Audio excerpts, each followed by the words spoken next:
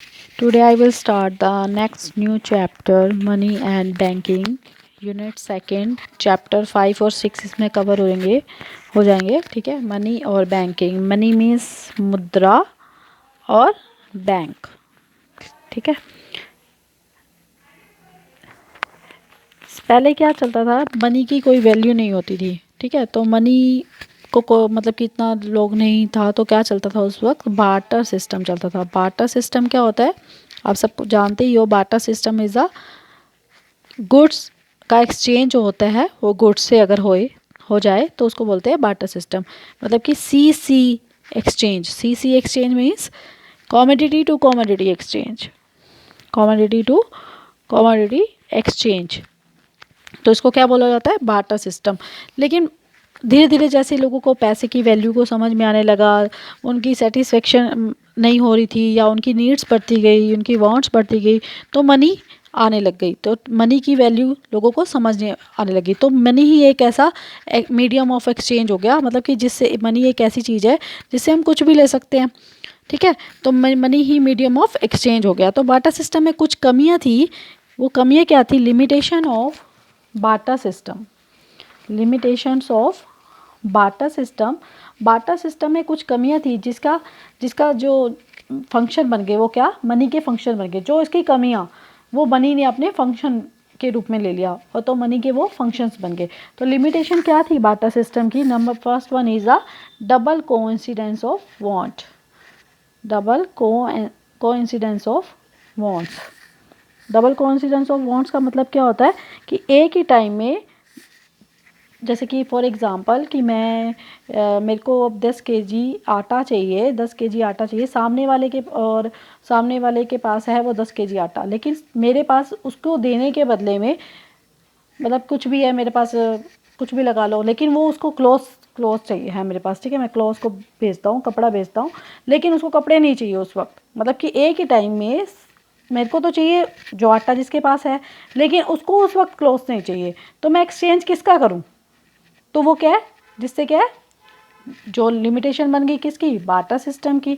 तो double coincidence of wants में क्या हो गया, डबल कोइंसिडेंस ऑफ वांट्स का मतलब the two individual are in the possession of such goods which they are willing to exchange for the satisfaction of their wants, that is called the double coincidence of wants. So second point is the lack of common unit of value.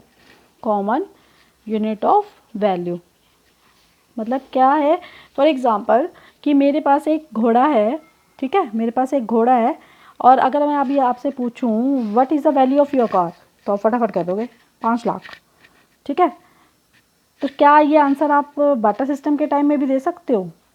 Can you give the same answer in the Bata system of exchange? नहीं दे सकते। क्यों? क्योंकि उसमें कोई value ही नहीं थी किसी चीज़ की। अगर मैं कार को बेचूँ तो मुझे पता है ना, मुझे कार की वैल्यू इतनी मिलेगी। ठीक है, तो ऐसे ही तो वो चीज़ नहीं होती थी, तो उसमें हम किसी चीज़ की वैल्यू लगाना बहुत मुश्किल हो जाता था। ठीक है, अगर मैं जैसे फॉर एग्जांपल मेरे पास एक घोड़ा है, ठीक है, और मुझे 1 किलो चावल चाहिए, तो मेरे पास पैसे तो है नहीं, तो मैं क्या कहूँगी कि एक चीज़, अब वो कहता है मैं 1 किलो चावल के बदले में पूरा घोड़ा तो नहीं दे सकता ना मैं उसको, तो क्या करेगा, मैं घोड़े की टांग तो ना काट के दे दूँगा, ऐसा हो नहीं सकता था। तो ये क्या है, उसमें वैल्यू लगाना बहुत मुश्किल हो जाता था उस वक्त। ठीक है, तो बाटा सिस्टम में third point is a difficult of future payment.